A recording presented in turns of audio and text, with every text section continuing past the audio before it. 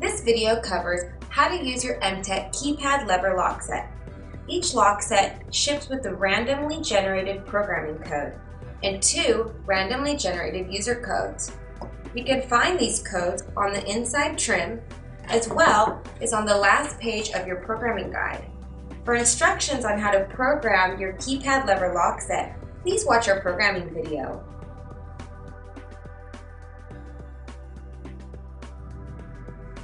To unlock, enter the 4-digit user code.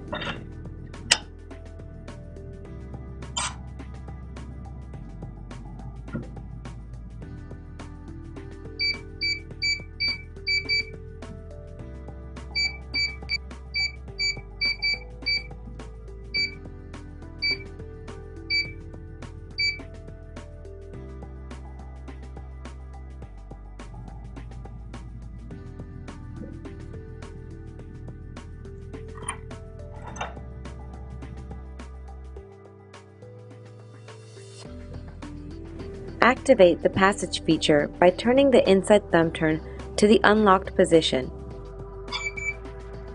This will engage the outside lever, so a code is not required to enter.